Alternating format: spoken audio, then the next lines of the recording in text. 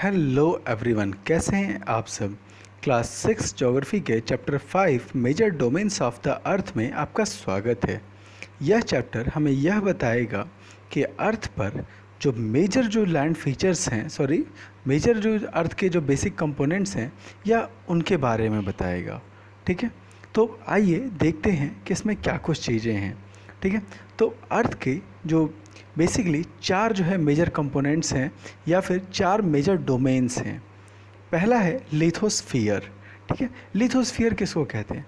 तो basically earth का जो सॉलिड हिस्सा है, ठीक है, इट मीन्स जिस लैंड सरफेस पे हम रहते हैं, पहाड़ हो गया, ठीक है, प्लेन हो गया, प्लेटूज़ हो गए, तो वो सॉलिड हिस्सा जो कि ही जो है जिस सरफेस पे जो है पेड़ उगेंगे, हम रहेंगे, सड़कें बनेगी, नदियाँ बनेगी, तो ये सारी चीज़ें जो है लिथोस्फीयर में काउंट होती हैं। ठीक है, इसके बाद आते हैं कि एटमॉस्फेयर पे। ठीक, एटमॉस्फेयर क्या है? तो बेसिकली लैंड सरफेस के ऊपर या फिर जो है इवन की वाटर सरफेस के ऊपर जो हमारा अर्थ है, अर्थ के ऊपर एक ब्लैंकेट ऑफ एयर जो है इसके चारों ओर है। ठीक है, तो वो जो गैसियस लेयर जो कि इस अर्थ को चारों ओर से घेरी है, दैट इज़ कॉल्ड एटमॉस्फेयर। ठीक है, जितने ही मेजर गैसेज हैं, ऑक्सीजन, नाइट्रोजन, कार्बन डाइऑक्साइड या जिन भी गैसों का जानते हैं, वो सारे के सारे इसी एटमॉस्फेयर में होते हैं। तो जो अर्थ की सरफेस है उसके ऊपर जो कुछ भी गैसियस फॉर्म में है, एयर है, वो सारा का सारा जो है एटमॉस्फेयर है। ठीक है, एक तीसरा सेक्शन है that is called hydrosphere. Hydrosphere क्या है? तो जितना भी वाटर है अर्थ पर, चाहे वो नदी में है, तालाब में है, आसमान में जो बादल हैं उसमें वाटर वेपर है, अंडरग्राउंड वाटर है, तो ये सब कुछ मिला करके जो है हाइड्रोस्फीयर कहलाता है। ठीक है, तो अभी तक तीन हो गए, और चौथा और सबसे important that is biosphere. Biosphere क्या है? तो बेसिकली यह एक नैरो जोन है जहाँ पर जो है लैंड, एयर और वाटर ये तीनों इंटरैक्ट करते हैं। ठीक है, वहाँ पर लैंड भी होगा, वाटर भी होगा, एयर भी होगा, और तीनों जब मिल जाते हैं तो यहाँ पर ज़िंदगी पॉसिबल हो पाती है। ठीक, जब भी ये तीनों मिलते हैं तभी ज़िंदगी पॉसिबल होती है। फॉर एग्जांपल आप कहोगे साहब हम अपने घर में रहते हैं, वहाँ पर तो सीधे हाइड्रोस्फीयर नहीं दिख रहा, बट एक्चुअल में देखोगे आपके यहाँ जो पानी की टंकी होती है जिससे आपको पानी मिलता है, पानी मिल गया, ज़मीन पे आप रह रहे हो, चारों ओर हवा है, तो इस तरह से ये तीनों चीज़ अपने आसपास मिलती है तभी लाइफ पॉसिबल हो जाती है, और बायोस्फीयर जो है इसी लाइफ को कहते हैं। तो कुल मिलाकर के चार चीज़ें हो गई, लिथोस्फीयर 1, एटमॉस्फेयर 2, हाइड्रोस्फीयर 3 और बायोस्फीयर 4। इन्हीं को कलेक्टिवली हम जो है डोमेन्स ऑफ द अर्थ कहते हैं। कुल कितने हो गए? Number 1 lithosphere, second is atmosphere, third is hydrosphere और 4 इज बायोस्फीयर। एक छोटा सा जो है डिस्क्रिप्शन दिया है कि ये सारे वर्ड आते कहाँ से हैं। ठीक है, तो बेसिकली जो यूरोपियन जो लैंग्वेजेज हैं वो बेसिकली ग्रीक और लैटिन से निकली हुई हैं। ठीक है, यूरोप में एक कंट्री है ग्रीस, ये वहीं की लैंग्वेज है। ठीक, तो वहीं पर जो लिथोस है उसका मतलब होता है स्टोन। ठीक, लिथोस स्टोन। ठीक, तो लिथोस्फीयर मतलब स्टोन वाली लेयर। ठीक है, स्टोन मतलब लैंड सरफेस। एटमॉस का मतलब होता है वेपर। ठीक है, मीन्स हवा आप कह सकते हो, तो वहीं से एटमॉस्फेयर है। इसी तरह से जो हाइड्रोज है, ठीक है, हाइड्रो आप हाइड्रोजन क्या कहते हैं, जो ये हुडोर से निकला हुआ है। ठीक है, हुडोर का मतलब होता है वाटर। ठीक, और ऐसे ही जो बायोस्फीयर है ये बायोस से बना हुआ है जिसका मतलब होता है लाइफ। ठीक है, तो इस तरह से जो वर्ड्स हैं वो इन्हीं चारों वर्ड से निकले हुए हैं। अब तो ये हो गया एक जनरल रेफरेंस, अब हम आते हैं डिटेल में। ठीक, सबसे पहला क्या था? लिथोस्फीयर। तो लिथोस्फीयर में क्या है? तो बेसिकली जैसा कि पहले ही बताया था, अर्थ का सॉलिड पोर्शन। ठीक है, इसमें क्या है, जो जितने भी कॉन्टिनेंट्स हैं उनका जो लैंड मास है, जहाँ पर वो लैंड है, अर्थ का जो क्रस्ट है, ठीक है, जिस पर सॉइल है, ठीक है, ये वो सारा का सारा जो है वो लिथोस्फीयर कहलाता है। एक बार जो है हम इसको एक पिक्चर के तौर पे इसको देख लेते हैं। जैसे हमने ये ले लिया, तो यहाँ पर जो है नीचे ये ब्लू कलर से हमने वाटर को दिखाया हुआ है। ठीक है, दूसरी ओर ये जो है ऑस्ट्रेलिया का हिस्सा है, ये जो है एशिया का हिस्सा है, ये यूरोप हो गया, अफ्रीका हो गया, ये अमेरिकन कॉन्टिनेंट हो गया। तो ये जो कॉन्टिनेंटल प्लेट्स हैं ये सारे के सारे जो है लिथोस्फीयर के हिस्से हो जाते हैं। ठीक है, जितना भी लैंड पोर्शन है वो लिथोस्फीयर का हिस्सा हो जाता है। Again at the same time जो ओशन के अंदर की जो लैंड है, याद रखिए वो भी लिथोस्फीयर है। ठीक, यहाँ पर यही वो चीज़ें हैं। फिर से जो है थोड़ा सा और साफ में देखते हैं। ये हमारा अर्थ हो गया। अर्थ में जो ब्लू कलर है ये पानी, हाइड्रोस्फीयर, ठीक है। और जहाँ जहाँ लैंड है, ठीक, जैसे ग्रीन कलर से इसने कॉन्टिनेंट को दिखाया, यहाँ पर पहाड़ दिख रहा है, तो ये हमारा जो है लिथोस्फीयर हो गया। एट द सेम टाइम ये जो ओशन हमको दिख रहा है, उसके नीचे का जो लैंड है जिस पर ये ओशन का पानी टिका हुआ है, वो भी लिथोस्फीयर है, ठीक। अब यहाँ पर एक बार ये पिक्चर और ज़्यादा साफ़ हो रहा है। यहाँ पर कॉन्टिनेंटल प्लेट्स, वो लैंड सरफेस जिस पे हम रह रहे हैं, बीच में जो है आइलैंड्स हो गए। At the same time ocean के नीचे का जो लैंड आपको दिख रहा है, ये भी लिथोस्फीयर है। कई बार हम इस चीज़ को इग्नोर कर जाते हैं, बट याद रखिए इस तरह से लिथोस्फीयर जो है बहुत बड़ा सेक्शन हो जाता है, ठीक। ठीक है, तो दो मेन डिवीज़न हो गए अर्थ सरफेस के, ठीक है। जो लिथोस्फीयर है उसमें दो हो गए। पहला हो गया कॉन्टिनेंट्स, जो कि हम देख रहे थे, एशिया, अफ्रीका, जो है अमेरिका, ये सारे कॉन्टिनेंट्स हो गए। एट द सेम टाइम जो ओशन के भीतर की जो लैंड है, ठीक है, जो भी समंदर है, ठीक है, समंदर के भीतर भी तो आखिर नीचे ज़मीन है, ठीक, तो वो जो है ओशन बेसिन, वो भी जो है लिथोस्फीयर का पार्ट बन जाते हैं, ठीक। तो अच्छा, एक चीज़ और, जो सी लेवल है, जो समंदर का जो पानी है वो हर जगह इक्वल होता है, ठीक है। आपको सीधी सी बात है, आप कोई बर्तन में जो है, बर्तन में आप तिरछा भी, अगर आपके पास कोई ग्लास भी है, ठीक है, ग्लास में आप पानी देखोगे हमेशा एकदम स्ट्रेट रहेगा। आप ग्लास को जो है तिरछा भी कर दोगे तो पानी जो है वो अपना सेम इक्वल लेवल बना देता है, ठीक है। तो आप देखोगे पूरे अर्थ पर जो वाटर का जो लेवल है वो हमेशा इक्वल होता है, ठीक, वो हमेशा इक्वल होता है, उसमें अप एंड डाउन नहीं होता। जैसे लैंड है, लैंड पे आपको पता है कहीं पहाड़ है, कहीं प्लेटूज़ हैं, कहीं प्लेन है, तो तीनों की हाइट जो है अलग अलग हो जाती है। लेकिन जो भी पूरी अर्थ पर ओशन है, पूरे ओशन पे वाटर का लेवल हमेशा सेम रहता है, ठीक। इसीलिए जब भी हम किसी जगह की हाइट को नापते हैं तो वो इस सी लेवल से नापते हैं। मीन्स आसपास का जो ओशन है, सी है, उसके जो है वाटर लेवल से हम नापते हैं वो जगह कितनी ऊंची है। जैसे माउंट एवरेस्ट की हाइट जो कही जाती है 8,800, सॉरी गड़बड़ कर दिया, 8,848 जो है मीटर, कहीं कहीं ये जो है 50 मिलता है, ठीक है, 8,850, ठीक है। तो अब ये कहाँ से नापा गया? ऐसा नहीं है कि ये माउंटेन का बेस से लेकर के यहाँ की हाइट जो है 8,848 या 50 है, नहीं, माउंट एवरेस्ट से बहुत दूर जो है, आप देखोगे, एक बार इस मैप को जूम करते हैं, माउंट एवरेस्ट करीब यहाँ पे है, ठीक है। तो ऐसा नहीं है कि इस पहाड़ के जो है बेस से नापा गया है, इसकी हाइट 8,848, वो नापा जाता है इस ओशन के लेवल से, ठीक। ओशन के लेवल से वो जगह कितनी ऊंची है, उसका जो माउंटेन का जो टॉप है वो कितना ऊंचा है, ठीक है। आप अक्सर जो है रेलवे स्टेशन पे जाओगे तो वहाँ पर जो है एक लाइन लिखी होती है, हाइट फ्रॉम सी लेवल, ठीक।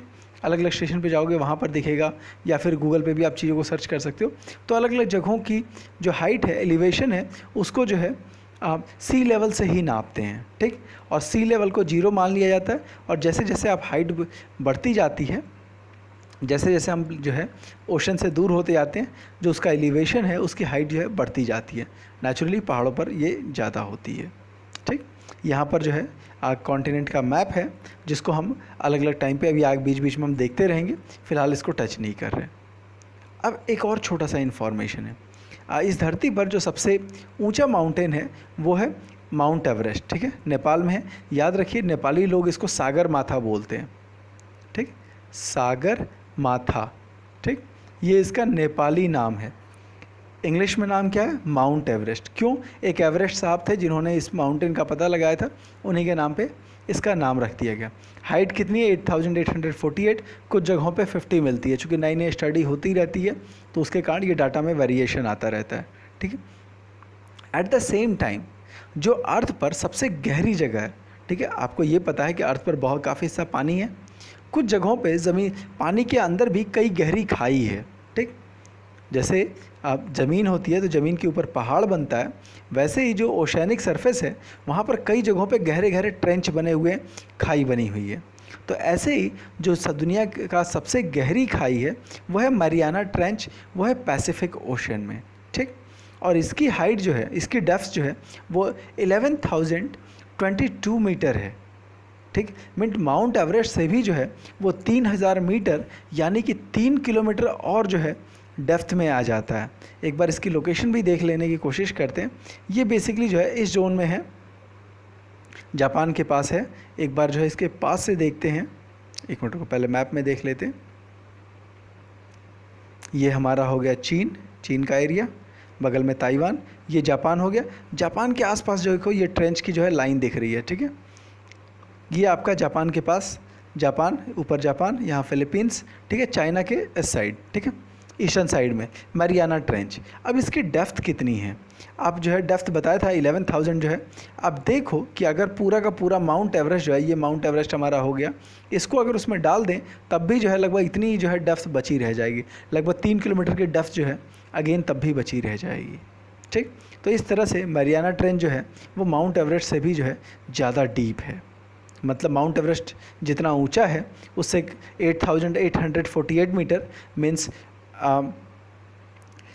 अब 8 किलोमीटर और 848 मीटर, ठीक, ये इतनी इसकी हाइट हो जाती है सी लेवल से। At the same time Mariana trench की जो डेप्थ है वो 11,000 मीटर यानी कि लगभग 11 किलोमीटर की जो है वो डेप्थ आती है, ठीक। हाँ, अब जो है यहाँ पर एक छोटी सी इन्फॉर्मेशन और है। एडमंड हिलेरी और तेंजिंग नोरगे, ठीक, ये दो लोग थे जो कि एडमंड हिलेरी जो है न्यूजीलैंड से, तेंजिंग नोरगे जो है ये एक इंडिया से थे, ठीक। ये वो पहले लोग थे जो कि सबसे पहली बार माउंट एवरेस्ट में चढ़े थे। कब चढ़े थे, तो 29 मई 1953 एज ए वेमेन। पहली जो लेडी थी वो थी जुंको ताम्बेई, ठीक है। ये बेसिकली जापान से थी, जो कब चढ़ी माउंट एवरेस्ट पे, तो 16 मई 1975 को। पहली वेमेन जो कि इंडिया से गई थी ये 1984 में 23 मई 1984 को बछेंद्री पाल थी, जो कि पहली इंडियन थी जो कि इस माउंट एवरेस्ट पे चढ़ पाई थी, ठीक। अब हमने जो है लैंड सरफेस के बारे में देखा, ठीक है। अब हम आते हैं जो लिथोस्फीयर है उसमें जो है जो मेजर पोर्शन है वो है कॉन्टिनेंट्स। तो कुल कितने कॉन्टिनेंट्स हैं, तो यहाँ पर जो है कौन कौन से कॉन्टिनेंट है आइए देखते हैं। सबसे पहले एशिया सबसे बड़ा है, ठीक है। उसके बाद जो है यूरोप, ठीक। उसके बाद Africa, north America, South America, Australia, Antarctica. आइए जो है पहले इसको एक बार मैप पे देख लेते हैं, ठीक है।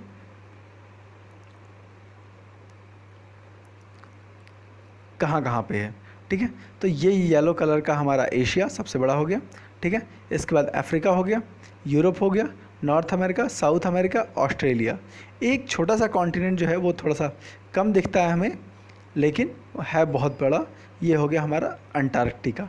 पूरा का पूरा बर्फ़ से भरा और नॉर्मली जो है यहाँ पर पॉपुलेशन नहीं के बराबर है, स्पेशली रिसर्च स्टेशंस यहाँ बनाए गए हैं, ठीक। अब जो है एक एक करके हम इन सारे कॉन्टिनेंट्स को हम देखेंगे, ठीक है। सबसे पहले आते हैं एशिया पे, ठीक। एशिया जो है सबसे बड़ा कॉन्टिनेंट है, पहले ही बताया था, ठीक है। और यहाँ पर जो है दुनिया की जो भी लैंड है उसका 1/3 हिस्सा जो है अकेले एशिया में है।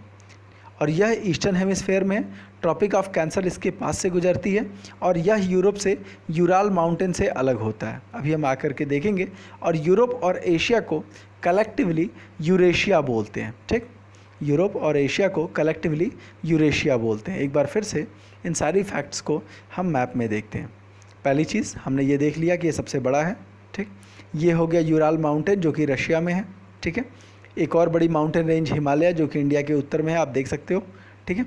आप यहाँ से सिर्फ एक लाइन गुजर रही है, आप देखोगे एशिया से, वो भी निचले हिस्से में कौन सी लाइन है, तो ये हो गया ट्रॉपिक ऑफ कैंसर, ठीक।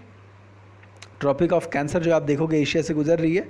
दूसरा जो है ये आर्कटिक सर्किल जो है ऊपर से जाती है, लेकिन खैर चूँकि इसमें दिया नहीं हुआ बुक में तो इस पर हम ज़्यादा टेंशन लेंगे नहीं, ठीक। जो मेजर लाइन जा रही है वो है ट्रॉपिक ऑफ कैंसर, ठीक। और एशिया और यूरोप को कलेक्टिवली मिला करके क्या बोलते हैं, तो ये हो जाता है यूरेशिया, ठीक। ये हो गया एशिया की कहानी। एक बार जो है अब अगले कॉन्टिनेंट पे चलते हैं।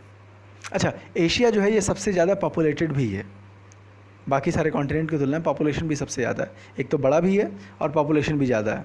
और ठीक है, यूरोप बहुत छोटा कॉन्टिनेंट है, कहाँ पर, एशिया के वेस्ट साइड में। और यहाँ से आर्कटिक सर्किल पास करती है और इसके 3 साइड जो है पानी है, ठीक है। एक बार फिर से यूरोप को हम देखने की कोशिश करते हैं। कंपैरेटिवली ये काफ़ी जो है डेवलप्ड इलाका है। ये हो गया ब्लू कलर में हमारा यूरोप हो गया, ठीक है। यहाँ पर 3 साइड पानी है, ऊपर की ओर आर्कटिक ओशन, इधर भी अटलांटिक ओशन, और यहाँ पर जो है मेडिटेरेनियन सी है। आप देख सकते हो, थोड़ा सा इसको और जूम कर देता हूँ। ये आपका मेडिटेरेनियन सी, ये हो गया आपका अटलांटिक ओशन, ठीक है, और ऊपर जो है आर्कटिक ओशन। तो 3 साइड से जो है इसके पानी हो गई। एक साइड से यूराल माउंटेन, एक और छोटा सा माउंटेन रेंज है आल्प्स रेंज, जो कि इटली के पास है। ये हमारा हो गया इटली, और इटली के पास जो है आल्प्स रेंज, ठीक है। ये आपका ब्रिटेन का इलाका हो जाता है, ठीक है। बाकी सारे कंट्री जो हैं तो ब्रिटेन, जर्मनी, फ्रांस, ये सब जो है इसी इलाके में है, ठीक है, इसी यूरोप में आते हैं, ठीक। यहाँ पर देखोगे ट्रॉपिक ऑफ कैंसर नहीं जा रही है, ऊपर से जो बताया था आर्कटिक सर्किल जो है वो इसी यूरोप से होकर के गुजरती है। डन, आगे चलते हैं। अफ्रीका, अफ्रीका जो है सेकंड लार्जेस्ट कॉन्टिनेंट है, ठीक, सेकंड लार्जेस्ट कॉन्टिनेंट हो गया। और इक्वेटर जो है वो इसको टच करके जाती है और एकदम से इसको बीच से डिवाइड करती है। और इसका जो है एक बड़ा हिस्सा नॉर्दर्न हेमिस्फेयर में और काफ़ी हिस्सा जो है साउदर्न हेमिस्फेयर में है, ठीक है। और सबसे खास बात क्या है, यहाँ पर तीनों famous line Tropic of Cancer, equator और ट्रॉपिक ऑफ कैप्रिकॉर्न तीनों ही पास करती है। टॉप में इस जो नॉर्दर्न अफ्रीका है वहाँ पर सहारा डेजर्ट है, जो कि दुनिया का सबसे बड़ा और सबसे गर्म डेजर्ट है, ठीक है। इसके चारों ओर ओशन है। अभी हम फिर इसको मैप में देखेंगे। और दुनिया की सबसे लंबी नदी नाइल रिवर जो है यहीं से होकर के बहती है। अब जो है इसको जो है मैप पे देख लेते हैं। ये हो गया हमारा ग्रीन कलर का अफ्रीका, ठीक है। आप देखोगे यहाँ इंडियन ओशन, यहाँ अटलांटिक ओशन, ठीक, ऊपर की ओर मेडिटेरेनियन सी और नीचे की ओर जो है साउदर्न ओशन। तो आप देख सकते हो चारों साइड जो है इसके पानी ही पानी है। ऊपर मेडिटेरेनियन सी, अटलांटिक ओशन, इंडियन ओशन और नीचे जो है साउदर्न ओशन, ठीक है। इसके बाद और क्या क्या बातें थी, ईस्टर्न साइड में एशिया हो गया, वेस्टर्न साइड में अटलांटिक ओशन हो गया, तीनों लाइन मिल गई, ट्रॉपिक ऑफ कैंसर, इक्वेटर और ट्रॉपिक ऑफ कैप्रिकॉर्न। आप देख सकते हो ये तीनों के तीनों लाइन जो है इसको कट कर रही है।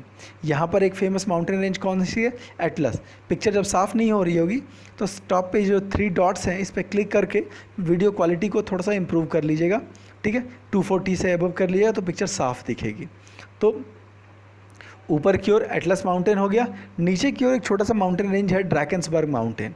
सहारा डेजर्ट नॉर्थ अफ्रीका में ट्रॉपिक ऑफ कैंसर के पास है, ठीक। दुनिया की सबसे लंबी रिवर नाइल रिवर, ठीक है, वो यहाँ पे है, इजिप्ट होकर के बहती है, ठीक। ये हो गया नाइल रिवर का इलाका। एक बार फिर से इसको पास से देखते हैं, ठीक है। ये सहारा डेजर्ट, एटलस माउंटेन, ठीक है, कंफ्यूज नहीं होना, अल्प्स जो है यूरोप में था, अल्प्स यूरोप में, एटलस अफ्रीका में, ठीक है। और नीचे की ओर ड्रैकेंसबर्ग, छोटा सा माउंटेन रेंज है, ड्रैकेंसबर्ग साउथ अफ्रीका में, ठीक। तीनों लाइन यहाँ से क्रॉस कर रही है। अब जो है नेक्स्ट पे चलते हैं। अगला कॉन्टिनेंट कौन सा है, तो बेसिकली ये जो है नॉर्थ अमेरिका, यह तीसरा सबसे बड़ा जो है कॉन्टिनेंट है, ठीक। यहाँ पर क्या है, तो बेसिकली यह साउथ अमेरिका से एक पतली सी लैंड स्ट्रिप से ज्वाइंट होता है, जिसको हम बोलते हैं इस्थमस ऑफ पनामा, ठीक। और यह जो है नॉर्थ अमेरिका साउथ अमेरिका जो है इसी पतले से लैंड पोर्शन से जो है कनेक्ट होते हैं, और यहीं पर पनामा कैनाल भी है, ठीक। और जो है इसके 3 साइड से इसके भी समंदर हैं, आइए हम देखने की कोशिश करेंगे, ठीक। यहाँ पर जो एक छोटा सा मैप इसने दिया हुआ है, एक इस्थमस और एक स्ट्रेट का डिफरेंस है। स्ट्रेट क्या है, बेसिकली जब 2 लैंड पोर्शन के बीच में पतला सा वाटर चैनल हो, आप ध्यान से देखोगे तो यहाँ पर भी लैंड है इंडिया का और यहाँ श्रीलंका का लैंड है, बीच में आपको एक पानी का जो है एक वाटर चैनल दिख रहा है, इसको हम बोलते हैं स्ट्रेट, ठीक। इसको अच्छा, इंडिया और श्रीलंका के बीच में कौन सा स्ट्रेट है, तो इसका नाम है पाक स्ट्रेट, ठीक, पाक स्ट्रेट, जो कि इंडिया और श्रीलंका के बीच में है। ऐसे ही देखोगे तो नॉर्थ अमेरिका और साउथ अमेरिका का जो है एक पतले से जो है इस्थमस से ज्वाइंट होता है, एक लैंड सेक्शन से ज्वाइन होता है, इस लैंड सरफेस को बोलते हैं इस्थमस। थोड़ा सा और साफ़ सुथरा जो है देखने की कोशिश करेंगे तो शायद पिक्चर आपको ज़्यादा क्लियर होगी, ठीक है। स्ट्रेट क्या है, तो दोनों साइड लैंड है, बीच में एक वाटर चैनल जो है उनको डिवाइड करती है, स्ट्रेट। इस्थमस क्या है, दोनों साइड लैंड है, सॉरी दोनों साइड पानी है और एक लैंड की पट्टी जो है दोनों लैंड को जोड़ती है, इस्थमस। ध्यान से देखिए फिर से, दोनों साइड लैंड है और दोनों साइड पानी है और जो है ये पतला सा वाटर चैनल दो लैंड पोर्शन को अलग कर देता है। ठीक, यहाँ पर क्या, इधर भी दोनों साइड पानी है लेकिन एक पतला सा लैंड चैनल जो है ये दोनों लैंड को कनेक्ट कर देता है। तो ये हो गया इस्थमस, ये हो गया स्ट्रेट। ठीक है, आगे चलते हैं। इस्थमस कहाँ पे है, तो बेसिकली अमेरिका, नॉर्थ अमेरिका और साउथ अफ्रीका को जो ज्वाइंट करता है इसका नाम है पनामा इस्थमस। ठीक, अच्छा अब हम जो है नॉर्थ अमेरिका को देख रहे थे, आइए एक बार से जो है इसके माउंटेन को देख लेते हैं। ठीक, नॉर्थ अमेरिका का सीन क्या है। ठीक, तो यहाँ पर जो है ये आपका अमेरिका और ऊपर की ओर कनाडा। ठीक, कौन कौन सी लाइन जा रही है, तो ट्रॉपिक ऑफ कैंसर यहाँ से गुजर रही है, देखिएगा इक्वेटर नहीं जा रही है। ठीक है, इसके बाद यहाँ पर अटलांटिक ओशन, पैसिफिक ओशन और ऊपर की ओर जो है यही आर्कटिक ओशन। अच्छा, ओशन से रिलेटेड एक और मज़ेदार चीज़ है, ओशन की कहीं बाउंड्री नहीं होती। जैसे आप कंट्री की स्ट्रेट फॉरवर्ड बाउंड्री होती है कि आपको ये पता है कि ये इंडिया का लैंड है, ऐसे अलग अलग कंट्री का स्ट्रेट फिक्स बाउंड्री होती है, ओशन की कहीं बाउंड्री नहीं होती। अंदाज से ही लोग समझ लेते हैं साहब यहाँ से यहाँ क्रॉस कर गए तो साउदर्न ओशन हो गया, यहाँ से इधर घुस गए तो इंडियन ओशन हो गया। कोई स्ट्रेट फॉरवर्ड बाउंड्री नहीं बनाई गई है, तो इसलिए थोड़ा कन्फ्यूज़न होता है। ठीक है, तो आप देखोगे कि जो अटलांटिक ओशन है इधर भी पानी, इधर भी, सॉरी अमेरिका है इसके इधर भी पानी, इधर भी पानी, ऊपर भी पानी। ठीक, अब एक और चीज़ है, यहाँ पर दो फेमस माउंटेन रेंज हैं। ठीक, एक रॉकी माउंटेन जो कि अमेरिका के वेस्टर्न साइड में है, ईस्टर्न साइड में अपलेशियन माउंटेन। ठीक, छोटी सी रेंज है। ये जो देख रहे हो ये ग्रेट लेक्स है, 5 लेक्स का सेट है, ग्रेट लेक्स बोलते हैं। ठीक है, अपलेशियन माउंटेन और जो है रॉकी माउंटेन, नॉर्थ अमेरिका ख़त्म, और यही जो है वो इस्थमस है जिससे कि जो north America South America joint होता है। और यहीं पर पनामा कैनाल है, अब इसी ज़मीन को तोड़ दिया गया जिससे कि शिप इधर से क्रॉस करके इस साइड जा पाते हैं। ठीक, आगे चलते हैं। अब आते हैं साउथ अमेरिका पे। ठीक है, साउथ अमेरिका ये रहा। ठीक है, साउथ अमेरिका से के बारे में हमको क्या पता चलता है इससे, तो जो साउदर्न है, साउथ अमेरिका टोटली जो है साउदर्न हेमिस्फेयर में है। ठीक है, और दो जो ओशन इसके जो है दोनों साइड में हैं। दुनिया की सबसे लंबी माउंटेन रेंज जो है एंडीज़, वो इसी साउथ अमेरिका में है। ठीक है, और जो है एक और जो है बहुत लंबी रिवर है, दुनिया की लार्जेस्ट रिवर अमेज़ॉन, वो भी यहीं बहती है। ठीक, आइए देखते हैं इसको। तो ये जो है एंडीज़ माउंटेन रेंज हो गई, ये साउथ अमेरिका हो गया। ठीक है, इधर अटलांटिक ओशन हो गया, इधर जो है पैसिफिक ओशन हो गया, और ये भी एक बहुत लंबी नदी है अमेज़ॉन रिवर। ठीक है, एक्चुअली नदियों की लंबाई को लेकर के हमेशा से विवाद रहा है। वजह क्या है कि कई बार क्या होता है, ऐसे ही जो है यहाँ पर एक नदी है मिसिसिपी मिसौरी। ठीक, कुछ लोग जो है इसको सबसे लंबी कहते हैं। तो वजह क्या है कि कई नदियों में कई दूसरी जो छोटी छोटी नदियाँ ज्वाइंट हो जाती है, इसलिए नदियों की लेंथ जो है बढ़ जाती है।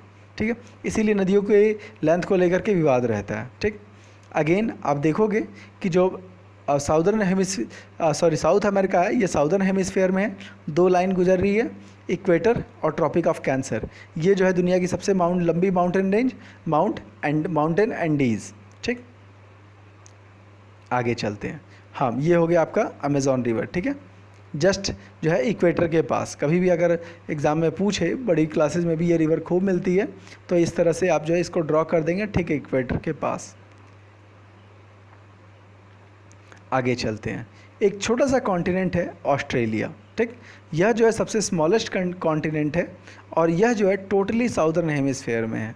ठीक है, और यह जो है चारों ओर से जो है समंदर से ही घिरा हुआ है, और क्योंकि साइज़ बड़ी है इसलिए इसको, है तो बेसिकली कंट्री, लेकिन चूँकि साइज़ बहुत बड़ा है इसलिए इसको जो है एक कॉन्टिनेंट मान लेते हैं। आइए देखते हैं ऑस्ट्रेलिया कहाँ पे है। तो बेसिकली ये हमारा इंडिया हो गया। ठीक है, और यहाँ पर साइड में छोटा सा जो है कॉन्टिनेंट है, दैट इज़ ऑस्ट्रेलिया। ठीक है, यहाँ का जो फेमस माउंटेन रेंज है वो है ग्रेट डिवाइडिंग रेंज। ठीक, ये इस साइड, और ऑस्ट्रेलिया का मेजर हिस्सा जो है बहुत सूखा रेगिस्तान है, तो ये जो इसका नॉर्दर्न हिस्सा वो सूखा रेगिस्तान हो जाता है। ठीक है, और बगल से लाइन कौन सी क्रॉस कर रही है, तो हम देख सकते हैं ये ट्रॉपिक ऑफ कैप्रिकॉर्न है जो कि इस ऑस्ट्रेलिया को क्रॉस करती है। ठीक, ये हमारा इंडिया हो गया, ये चाइना हो गया, और इसके ठीक नीचे छोटा सा कॉन्टिनेंट ऑस्ट्रेलिया। आइए आगे चलते हैं। ठीक है, ऑस्ट्रेलिया हो गया। ऑस्ट्रेलिया के बाद जो अगला कॉन्टिनेंट है दैट इज़ अंटार्कटिका। ठीक, अंटार्कटिका जो है टोटली साउदर्न हेमिस्फेयर में है और यह भी जो है काफ़ी बड़ा हेमिस्फेयर है। साउथ पोल यह जो है इसी में है, और क्योंकि यह एकदम से पोलर रीजन में है इसलिए सालों भर यहाँ पर बहुत गहरी बर्फ़ जमी रहती है। ठीक है, तो यहाँ पर पॉपुलेशन ना के बराबर है। स्पेशली अलग अलग कंट्री ने अपने रिसर्च स्टेशन बनाए हैं ताकि इन फ्यूचर अगर वहाँ कोई मिनरल मिलता है, माना जाता है वहाँ पर काफ़ी बड़ी मात्रा में जो है अलग अलग मेटल्स या जो है पेट्रोलियम या दूसरी इंपॉर्टेंट चीज़ें हो सकती है, इसलिए अलग अलग कंट्री ने रिसर्च स्टेशन बना के रखे हैं। भारत ने भी 2 रिसर्च स्टेशन बना के रखे हैं, मैत्री और दक्षिणी गंगोत्री। यह जो है टोटली बर्फ़ में दबा पड़ा हुआ है। ठीक है, आइए एक बार थोड़ा सा देखने की कोशिश करते हैं। आप देख सकते हो यह भारत का रिसर्च स्टेशन है, चारों ओर दूर दूर तक सिर्फ बर्फ़ ही दिख रही है, और छोटा सा कैंप है भारत का जहाँ पर भारतीय जो साइंटिस्ट हैं वो यहाँ पे रिसर्च करते हैं। ठीक है, लोकेशन कहाँ पे है आप देख सकते हो, ये हमारा जो है अंटार्कटिका का कॉन्टिनेंट है। ठीक है, जहाँ पर हमेशा बर्फ़ जमी रहती है। ठीक, आगे चलते हैं। नेक्स्ट आते हैं हाइड्रोस्फीयर। ठीक है, हाइड्रोस्फीयर का मतलब क्या, ऑल द वाटर बॉडीज, जितने भी वाटर बॉडीज़ जहाँ कहीं भी हो सकते हैं।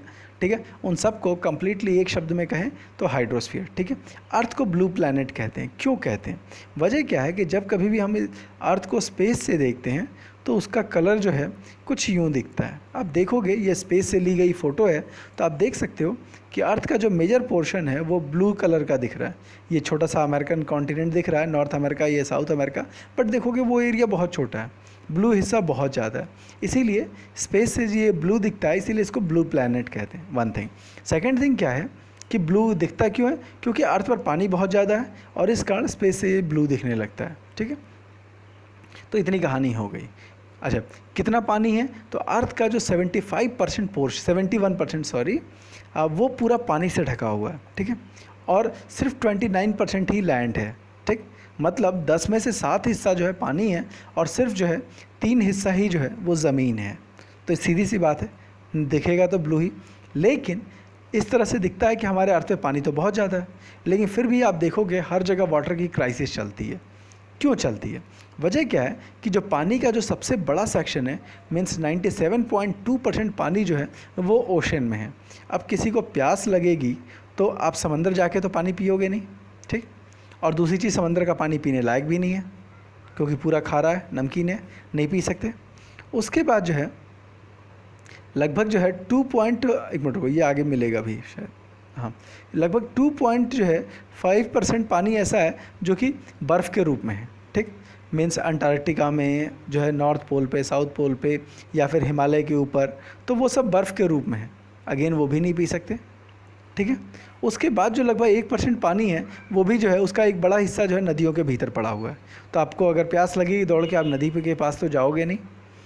ठीक है, तो इस तरह से हमारे जो डेली यूज़ के लिए जो पानी बचता है वो बहुत कम बचता है। यहाँ पे अगेन एक ग्राफ शीट पे अलग अलग कॉन्टिनेंट की साइज़ दिखाने की कोशिश की गई है। एशिया सबसे बड़ा हो गया, अफ्रीका उसके बाद, और इस तरह से आप जो है बॉक्स के हिसाब से काउंट कर सकते हो कि कौन सा कॉन्टिनेंट कितना बड़ा है। ठीक है, अब हम एक एक करके आते हैं और ये भी देखेंगे पानी की शॉर्टेज का ये पंगा क्या है। ठीक है, तो ओशन पानी का सबसे बड़ा सोर्स है जैसा कि पहले ही बताया था, और ये ओशन का जो पानी है ये लगातार मूव करता रहता है। ठीक, अब ये मूव क्यों करता है, आपको ये पता है कि अर्थ लगातार घूमती रहती है। ठीक, जब अर्थ घूमती रहती है तो इसके कारण उसके सरफेस पे जो पानी है वो पानी का भी मूवमेंट चलता रहता है। ठीक, वो लगातार एक जगह से दूसरी जगह मूव करती रहती है। एडिशनली कुछ और चीज़ें फैक्टर भी असर करती है। ठीक है, अब जैसे हवा चल रही है तो हवा चलने के कारण भी जो है जो पानी की लहर बनती है वो हवा चलने के कारण होती है। Next is tied. ठीक है, टाइड आप ऑलरेडी पढ़ चुके हो। होता क्या है कि मून के ग्रेविटेशन के कारण वाटर का लेवल थोड़ा सा ऊपर बढ़ता है और फिर जो है फिर जब मून की डायरेक्शन चेंज हो जाती है तो फिर वाटर का लेवल थोड़ा सा डाउन हो जाता है।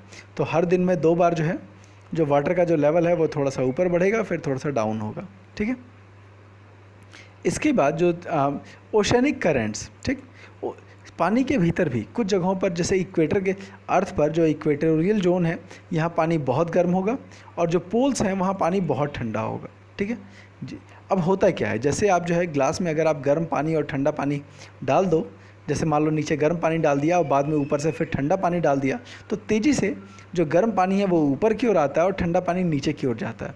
इससे पानी जो है मिक्स हो जाता है और फाइनली जो है पानी का टेम्परेचर नॉर्मल हो जाता है और हम पानी पी पाते हैं। तो समंदर में भी कुछ ऐसा होता है। इक्वेटर के पास पानी बहुत गर्म है और यहाँ पर पानी बहुत चिल है, ठंडा है, ठीक है। तो होता क्या, ये गर्म पानी ऊपर की ओर जाता है और जो ठंडा पानी है नीचे की ओर आता है। एक बार फिर से मैं इसको साफ ड्रॉ कर दूँ। जैसे ये जो इक्वेटर है, तो इक्वेटर के पास आपको पता है हीट ज़्यादा पड़ती है, तो यहाँ पानी जो है बहुत हॉट हो गया, ठीक है। पोल्स के पास पानी बहुत ठंडा है, ठीक है, तो यहाँ पर जो पानी बहुत कूल हो गया, ठीक है। अब होता क्या है, क्योंकि सारा पानी एक दूसरे से इंटरकनेक्टेड है, तो ये पानी नीचे की ओर आता है और ये पानी ऊपर की ओर आता है, ऊपर की ओर जाता है, ताकि मिल करके टेम्परेचर को बैलेंस कर पाए। तो इस तरह से जो पानी का जो मूवमेंट होता है, these are called ocean current, ठीक है। एक बार इसको मैप पे फिर से देख लेते हैं, ठीक है।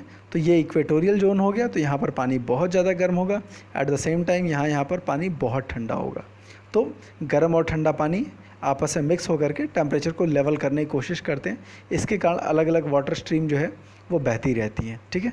तो 3 मेजर फैक्टर हो गए जो कि जो है पानी के मूवमेंट को, समंदर के मूवमेंट को डिसाइड करते हैं, ठीक है। कौन कौन से, तो एक हो गया वेव, ठीक, दूसरा हो गया टाइड और तीसरा हो गया ओशन करंट, ठीक है। अब मेजर ओशन कौन कौन से हैं, तो कुल 5 मेजर ओशन हैं। कौन कौन से, Pacific ocean, Atlantic ocean, Indian ocean, southern ocean, Arctic ocean. एक बार जो है देखने की कोशिश करते हैं इस पे। सबसे बड़ा पैसिफिक ओशन, यहाँ से लेके यहाँ तक। अब ये आपको 2 पार्ट में दिख रहा है, एक्चुअल में चूँकि ग्लोब होता है तो ये हिस्सा जो है इससे कनेक्टेड है, ठीक है। तो ये आपका पैसिफिक ओशन, बीच में एस शेप में अटलांटिक ओशन, ये आपका इंडियन ओशन जो कि इंडिया के नाम पे पड़ा हुआ है, साउथ में जो है साउदर्न ओशन, और ऊपर एक छोटा सा जो है ये हो गया आर्कटिक ओशन। तो कुल मिला के 5 हो गए, 1 2 3 4 और 5, ठीक है। तो कुल 5 ओशन हो गए। आइए आगे चलते हैं, ठीक है। पैसिफिक ओशन जैसा कि मैंने बताया था, यह लार्जेस्ट ओशन है और जो है लगभग अर्थ के 1/3 हिस्से पर जो है यह अकेला ओशन है। और जो मैरियाना ट्रेंच है वो भी इसी ओशन में ही जो है, ठीक, जो कि धरती का सबसे डीपेस्ट पार्ट है। और यह जो है एशिया, ऑस्ट्रेलिया, नॉर्थ अमेरिका और साउथ अमेरिका को टच करता है। एक बार फिर से देख लेते हैं।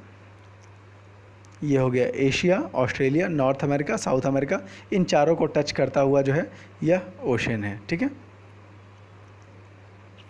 आगे चलते हैं, ठीक है। इसके बाद जो अटलांटिक ओशन है, ठीक है, अटलांटिक ओशन की जो साइज है ये एस शेप में है और यह जो है नॉर्थ और साउथ अमेरिका एक साइड, वेस्टर्न साइड, और यूरोप और अफ्रीका इसके ईस्टर्न साइड में है, ठीक।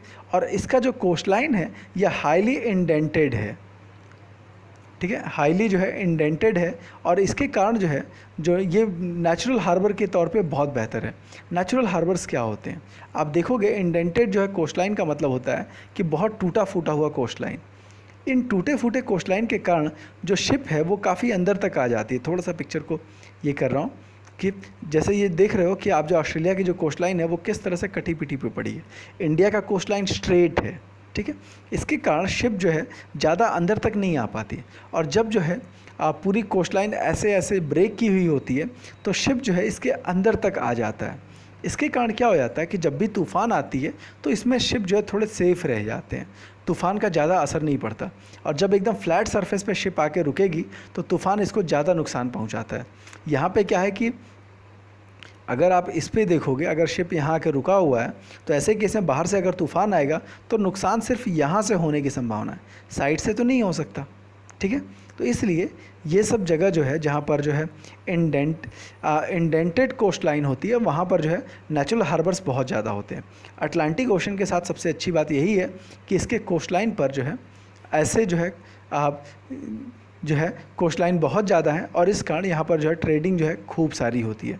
एक बार अटलांटिक देख लें, यहाँ पर ये हो गया आपका एस शेप में जो अटलांटिक ओशन, वेस्ट साइड में north America, South America, east side में यूरोप और अफ्रीका, ठीक है। और कोस्ट लाइन तो आपको बताया ही था कि ये सारी जो कोस्ट लाइन है इसकी वो कट कट ऐसे ऐसे है, ठीक है। इसके कारण यहाँ शिपिंग जो है बहुत ज़्यादा होती है। और देखोगे दुनिया के सारे जो डेवलप्ड कंट्री हैं वो इन्हीं जगहों पे है, और अफ्रीका में रिसोर्सेज बहुत ज़्यादा है, तो इस कारण इंटरनेशनल ट्रेड जो है यहाँ बहुत ज़्यादा होता है, ठीक। ये हो गया। तो इस तरह से जो है यह जो है बहुत ही बिजीएस्ट ओशन है, सबसे ज़्यादा जो है यह ओशन बिजी रहता है। इसके बाद आते हैं तीसरा ओशन, जो कि जो है इंडियन ओशन का अकेला ओशन है, जो कि किसी कंट्री के नाम पे है। ये हमारे लिए, देश के लिए बहुत बड़े गर्व की बात है। इसके नॉर्थ में जो है एशिया है, और वेस्ट में अफ्रीका है, और ईस्ट में ऑस्ट्रेलिया है, ठीक। इंडियन ओशन चलते हैं। ये हो गया हमारा इंडियन ओशन, वेस्ट में अफ्रीका, नॉर्थ में एशिया, और ईस्ट में ऑस्ट्रेलिया, ठीक है। इंडिया के नाम पर ये बना हुआ है, सॉरी, ठीक है। हाँ, ठीक है, वही बात थी कि यहाँ पर जो है इसका शेप जो है लगभग ट्रायंगुलर है, और यहाँ पे ऐसे है, ठीक है। साउदर्न ओशन यह इनसर्किल करता है अंटार्कटिका को, और ये जो है 60 डिग्री साउथ लैटीट्यूड के आसपास है। और आर्कटिक ओशन ये आर्कटिक सर्किल को टच करता है, और नॉर्थ पोल के चारों ओर है, ठीक है। और पैसिफिक ओशन से पतले से स्ट्रेट से यह टच करता है, जिसको बेरिंग स्ट्रेट बोलते हैं। आइए इसको भी थोड़ा सा देख ही लेते हैं। ये हमारा साउदर्न ओशन, ठीक है, जो कि साउथ पोल या अंटार्कटिका को जो है कवर किए हुए है, साउदर्न ओशन, ठीक है। ये आपका आर्कटिक ओशन, जो कि बहुत पतला सा है और नॉर्थ पोल को कवर अप किए हुए है, ठीक है। ये जो है बेरिंग स्ट्रेट है। ये जो आपको रशिया दिख रहा है, थोड़ा सा जो है ये साफ़ नहीं, यहाँ पर आप देखोगे ये जो पोर्शन आपको पीला से दिख रहा है, ये रशिया हो गया, ये अमेरिका हो गया। दोनों के बीच में आपको एक पतला सा स्ट्रेट दिख रहा है, ठीक है, एक खाली सी जगह दिख रही है ओशन की, यही स्ट्रेट कहलाती है बेरिंग स्ट्रेट, ठीक है, ठीक है। और यहीं से जो है जो आर्कटिक सर्किल है वो पैसिफिक ओशन से कनेक्ट होता है, ठीक। आगे चलते हैं। अब आते हैं एटमॉस्फेयर पे, ठीक। एटमॉस्फेयर क्या है? तो अर्थ सरफेस के ऊपर जो गैस का लेयर है उसी को जो है एटमॉस्फेयर कहते हैं। बहुत सारी गैसेज हैं, ठीक, और इसके जो है लेयर्स हैं। कौन कौन से लेयर हैं? तो अर्थ की जो एटमॉस्फेयर की हाइट है यह लगभग 1600 km तक है। 400 किलोमीटर तक का जो है हमारा इम्पॉर्टेंट होता है, लेकिन 1600 किलोमीटर तक है। आप अलग अलग बुक में जाओगे, ये अगेन ये नंबर जो है आपको वैरी करता रहता है। इसके अंदर 5 लेयर हैं, ठीक। कौन कौन से? तो ये सब डिटेल में आपको जो है 7 में मिलेगा। ट्रोपोस्फियर, स्ट्रेटोस्फियर, मेसोस्फियर, थर्मोस्फियर और एक्सोस्फियर। क्या क्या काम है?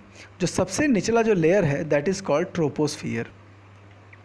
ट्रोपोस्फियर में क्या होता है? जितनी भी वेदर एक्टिविटी होती है, मीन्स हवा चलती है, बारिश होती है, ठीक है, बर्फबारी होती है, तो ये सारे के सारे इसी ट्रोपोस्फियर में होते हैं, ठीक है। बादल बनते हैं, ये जितना कुछ भी होता है इसी ट्रोपोस्फियर में होता है, ठीक है।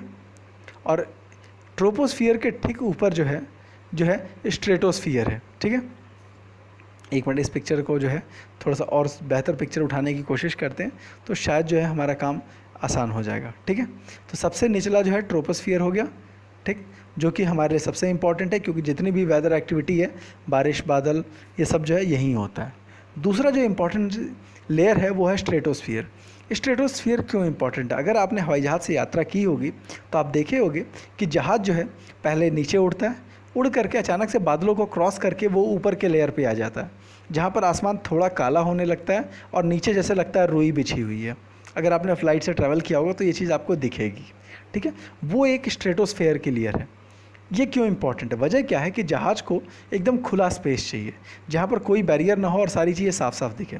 इसीलिए जहाज़ जैसे ही यहाँ से उठता है वो स्ट्रेटोस्फियर में चला आता है, ताकि जो है बिना बैरियर के वो आराम से ट्रैवल कर पाए और उसको कोई प्रॉब्लम ना हो, ठीक है। तो जब भी आप जो है लॉन्ग डिस्टेंस फ़्लाइट पे आते हैं तो आप आपको ये महसूस हो कि नीचे जो है आपके जैसे रुई सी बिछी हो, जो कि एक्चुअल में बादल होता है, तो इट मीन्स कि आप जो है स्ट्रेटोस्फियर लेयर में पहुंच जाते हैं। अगेन उतरना जब होता है तो फिर ट्रोपोस्फियर हो करके वो फिर जो है अर्थ सरफेस पे आ जाता है। इसके बाद जो अगली लेयर है वो है मेसोस्फियर। मेसोस्फीयर इंपॉर्टेंट क्या है, यह तीसरा जो है इंपॉर्टेंट लेयर है। इसमें क्या है कि स्पेस से जो भी जो है एस्टेरॉयड मेटेरॉयड्स आते हैं, जो बड़े बड़े पत्थरों के टुकड़े आते हैं, यहाँ पर वो हवा से टकराते हैं और यहीं से जो रगड़ करके वो जल जाते हैं और यहीं ख़त्म हो जाते हैं। ठीक, अगर ये सारे लेयर्स ना हो तो ये बड़े बड़े पत्थर के टुकड़े अर्थ सरफेस पे गिरें और शायद हमारी सिविलाइजेशन को खतरा पहुंचा दें। तो मेसोस्फीयर हमारे लिए इंपॉर्टेंट होते हैं। ठीक है, लास्ट थर्मोस्फीयर। ठीक है, ये जो है बेसिकली रेडियो सिग्नल्स के काम आते हैं। ठीक, जैसे आपको याद होगा कि अक्सर लोग वॉकी टॉकी यूज़ करते हैं। ठीक है, अक्सर पुलिस वालों के हाथ में देखा होगा। तो होता क्या है कि धरती से जो सिग्नल्स हैं वो इस लेयर पे फेंकी जाती है। ठीक है, और यहाँ से टकरा करके वो सिग्नल वापस आते हैं और आसपास के एरिया में बिखर जाते हैं। इवन कि जो एफएम रेडियो होते हैं वो भी इसी फार्मूले पे काम करते हैं। वो करते क्या है, धरती से सिग्नल को ऊपर की ओर फेंका, वो थर्मोस्फीयर जो है लेयर से टकराया और उसके बाद जो है अपने आसपास के इलाके पे वो बिखर जाते हैं। यही वजह है आप एफएम रेडियो की एक निश्चित रेंज होती है। आप दूर दराज के इलाके में जाओगे तो एफएम रेडियो काम नहीं करेगा। ठीक, पुराने दौर में जो टीवी चलती थी, आपको तो नहीं पता भी नहीं होगा, मम्मी पापा से पूछेगा तो छत पर एक एंटीना लगाया जाता था और उस एंटीना से जो है यही सारे सिग्नल पकड़ने की कोशिश की जाती थी। खैर, जो वॉकी टॉकी है वो भी इसी फार्मूले पे काम करता है। अगेन आप पूछोगे क्या मोबाइल भी इस पे काम करता है? नहीं, मोबाइल को कवर करने के लिए स्पेस में सैटेलाइट भेजे जाते हैं। तो होता क्या है कि आपके घर से जैसे ही आप किसी को कॉल करते हो तो वो वहाँ से सिग्नल मोबाइल टावर पे जाते हैं। टावर उस सिग्नल को सीधे सैटेलाइट को भेजता है और सैटेलाइट उस सिग्नल को जो है पूरे दुनिया में बिखेर देता है। ठीक है, वो ये रीड करता है कि आपने कॉल कहाँ की है, यूएसए में की है, अफ्रीका में की है या फिर ऑस्ट्रेलिया में की है। तो उस हिसाब से ये सिग्नल को उस जगह पर पहुंचा देता है। फिर वहाँ से जो है वो दूसरे टावर को मिलता है और वो टावर उस पर्टिकुलर आदमी तक इन्फॉर्मेशन पहुँचा देता है। ठीक है, यही वजह है कि मोबाइल की रेंज जो है पूरे अर्थ पर चली जाती है, लेकिन एफएम रेडियो हो गया या वॉकी टॉकी की रेंज जो है वो एक लिमिटेड एरिया में आती है। ठीक है, तो वो काम किस पे करता है? थर्मोस्फीयर। इस थर्मोस्फीयर के जो बाद का एरिया है वो हो गया एक्सोस्फीयर। ठीक, वो एकदम से बाहरी लेयर है, यहाँ पर अर्थ की ग्रेविटी ख़त्म होने लगती है। तो ऐसे केस में अगर आप इस लेयर में चले गए तो आप जो है स्पेस में भटक सकते हैं और उसके बाद से जो है आपकी बॉडी कभी अर्थ पे आएगी नहीं। क्यों? क्योंकि अर्थ की ग्रेविटी वहाँ काम नहीं करती। ठीक है, जब अर्थ की ग्रेविटी काम नहीं करेगी तो आप जो है फिर जो है उस स्पेस से वापस नहीं आ पाओगे। ठीक है, मर तो जाओगे क्योंकि ऑक्सीजन रहेगी नहीं, लेकिन आपकी बॉडी सड़ेगी नहीं। क्यों? क्योंकि वहाँ ऑक्सीजन नहीं रहेगा तो बैक्टीरिया नहीं पनपेंगे, बैक्टीरिया नहीं पनपेंगे तो बॉडी नहीं सड़ेगी। ईश्वर ना करे कभी इस तरह का सीन हो, लेकिन स्पेस में आपकी बॉडी यूँ ही भटकती रहेगी। ठीक, तो कुल जो कितने लेयर हो गए? तो ट्रोपोस्फियर, स्ट्रेटोस्फियर, मेसोस्फियर, थर्मोस्फियर और लास्ट वाला जो है एक्सोस्फियर। तो कुल मिलाकर के ये 5 लेयर बन जाते हैं। ठीक, इसी में एक और इम्पॉर्टेंट लेयर हो जाती है ओजोन लेयर, जो कि सन के हार्मफुल रेज से हमको बचाती है। ठीक है, अब इस एटमॉस्फेयर में कौन कौन सी गैसेज हैं? तो जो सबसे ज़्यादा गैसेज है वो है नाइट्रोजन। ठीक है, अब जो कि 78% है, ऑक्सीजन 21% है, कार्बन डाइऑक्साइड, ऑर्गन और बाकी सारी जो गैसेज हैं वो सब मिलाकर के 1% बनाती है। ऑक्सीजन क्यों ज़रूरी है? तो बेसिकली ऑक्सीजन वही है जिससे हम सांस लेते हैं और हमारी लाइफ पॉसिबल बन पाती है। नाइट्रोजन क्यों ज़रूरी है? तो बेसिकली ये जो प्लांट के लिए बहुत ज़रूरी हो जाता है। ठीक है, कार्बन डाइऑक्साइड अगेन जो है प्लांट के ही काम आ जाता है। ठीक है, जिससे कि वो अपना फूड बनाते हैं।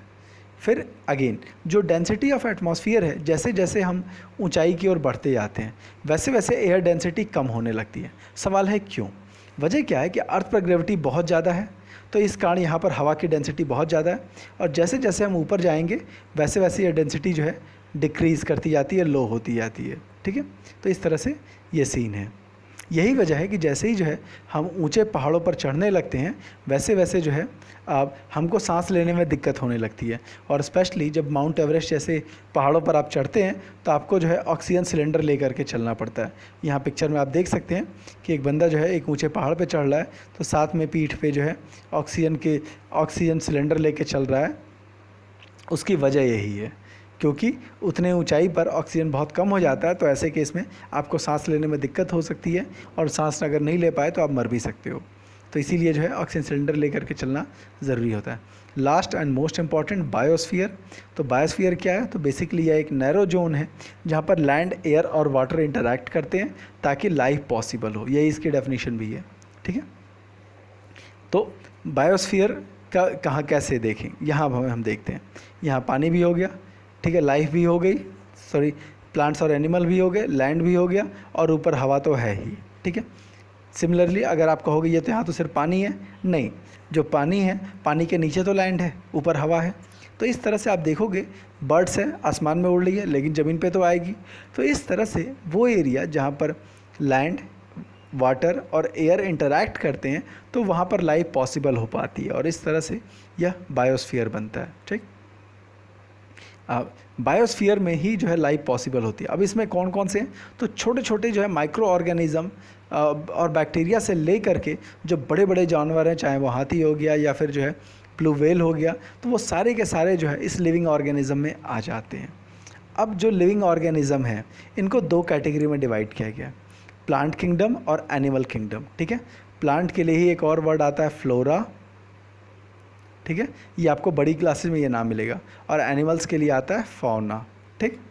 तो जो बायोस्फीयर है उसके दो कैटेगरी हो गई, प्लांट किंगडम और एनिमल किंगडम, फ्लोरा और फौना, ठीक। ये दोनों ही एक दूसरे पर डिपेंड हैं। अगर प्लांट्स ना रहें तो हमें सांस लेने में दिक्कत हो जाएगी, हमारी ज़रूरत की बहुत सारी चीज़ें प्लांट से मिलती है। At the same time animals ना रहें तो प्लांट सर्वाइव नहीं कर पाएंगे। क्यों? एनिमल्स जब डेथ करते हैं, ठीक है, तो वो सड़ते हैं, और सड़ने के कारण जो है ज़मीन में ह्यूमस की अमाउंट बढ़ती है, जिससे कि लैंड फर्टाइल होता है, और जो है प्लांट्स को अच्छा जो है ज़मीन के अंदर से जो है मिनरल्स मिल पाते हैं, ठीक है। तो लेकिन आज के टाइम में ये सारी चीज़ें डिस्टर्ब हो रही है, क्योंकि जैसे जैसे जंगल कट रहे हैं वैसे वैसे जो है जो नेचर का बैलेंस है वो डिस्टर्ब हो रहा है, ठीक है। अब दोनों का होना बहुत ज़रूरी है, खासकर जो प्लांट्स, क्यों? क्योंकि जो है वहाँ से हमको लकड़ी मिलती है, मेडिसिन्स मिलती है, हमको जो ऑक्सीजन मिलता है, और ज़रूरत की बहुत सारी चीज़ें पूरी होती है, ठीक। लेकिन समय के साथ जो है हम जंगलों को काट रहे हैं, जिसके कारण चीज़ें प्रॉब्लम आ रही है। क्या क्या प्रॉब्लम आ रही है? जैसे कि जो है पहाड़ी इलाकों में आप देखोगे, अगर पेड़ों को काट दिया जाता है तो जब भी तेज़ बारिश आती है वो इस लैंड को बहा करके ले जाती है, जिससे कि लैंडस्लाइड होता है, ठीक। इसी तरह से जो समंदर के किनारे का इलाका है, आप देखोगे कि जो है यहाँ पे समंदर का पानी है, तो किनारे जो पेड़ होते हैं तो वो सुनामी से जो है हमें बचाते हैं, क्योंकि ये पेड़ जो जब भी तेज़ तूफ़ान आता है समंदर की ओर से तो ये पेड़ उसको रोक लेते हैं, जिससे कि शहर बर्बाद नहीं होते। आज के दौर में हो क्या रहा है कि जो शहर हैं चूँकि इतने ज़्यादा फैल चुके हैं कि आसपास पेड़ों को हमने काट डाला, तो ऐसे केस में जब तूफ़ान आता है तो हमारे जो घर होते हैं ये सीधा इनको बर्बाद करके जो है आगे बढ़ता है, जिससे कि हमारी लाइफ खतरे में पड़ती है, ठीक। इवन कि जब जो है लास्ट टाइम सुनामी आई थी तो अंडमान निकोबार का एक बड़ा हिस्सा जो है वो पानी के भीतर डूब गया था। इवन कि जो इंडिया का जो सबसे लास्ट छोर है इंदिरा पॉइंट, ठीक है, अंडमान निकोबार में ही है, तो वो इंदिरा पॉइंट जो है पूरी तरह से जो पानी के भीतर ही डूब गया है। एडिशनली नेचर को बचा के रखना बहुत ज़रूरी है, क्यों? और आज के दौर में बड़ा खतरा इसलिए पैदा हो रहा है क्योंकि जो इंडस्ट्रीज़ हैं वो काफ़ी मात्रा में पॉल्यूशन कर रहे हैं। थर्मल पावर प्लांट, यानी कि कोयले से जो बिजली बनाने वाले प्लांट्स हैं, व्हीकल्स हैं, ये हवा को बहुत गंदे तरीके से पॉल्यूट कर रहे हैं, ठीक है। कार्बन डाइऑक्साइड की अमाउंट बढ़ रही है, जिसके कारण जो है अर्थ का टेम्परेचर बढ़ रहा है और ग्लोबल वार्मिंग आ रही है, ठीक। अर्थ लगातार गर्म हो रहा है। जैसे जैसे अर्थ गर्म होगा तो होगा क्या, जो पोल्स पर जो बर्फ़ है वो सारी बर्फ़ पिघलेगी और समंदर का वाटर लेवल हाई होगा। जब समंदर का वाटर लेवल हाई होगा तो समंदर के किनारे के जो शहर हैं वो सारे डूब जाएंगे, और हमारी लाइफ जो है, जो उस इलाके में जो पॉपुलेशन है वो ख़तरे में पड़ जाएगी। आप देख सकते हो ये पूरा इलाका, हाँ, ये पूरा इलाका जो है बर्फ़ से भरा पड़ा है। ऊपर जो पोल्स का इलाका बर्फ़ से भरा पड़ा है, ये ग्रीनलैंड बर्फ़ से भरा पड़ा हुआ है। तो ये सारा जब बर्फ़ पिघलेगा तो आसपास का जो भी कोस्टल जोन है वो सारा का सारा पानी में डूब जाएगा। जब डूब जाएगा तो यहाँ पर जो लाइफ है वो ख़तरे में पड़ जाएगी। इसलिए हमें पूरी कोशिश करनी चाहिए कि नेचर के साथ हम कम छेड़छाड़ करें, नेचर को अपने नेचुरल रूप में ही रहने दें, ताकि हमारी खुद की लाइफ पर ख़तरा ना हो। क्योंकि हमें नहीं पता दूसरे किसी प्लैनेट पर लाइफ है कि नहीं है, बट एटलीस्ट इस प्लैनेट पे लाइफ है तो हमें इसको सेफ़ रखना हम सबकी ड्यूटी होती है। इस तरह से ये चैप्टर ख़त्म होता है। वीडियो पसंद आया होगा तो लाइक, सब्सक्राइब, शेयर ज़रूर कीजिएगा, और कोई कन्फ्यूज़न होगा तो कमेंट बॉक्स में ज़रूर मेंशन कीजिएगा। धन्यवाद, आपका दिन शुभ हो।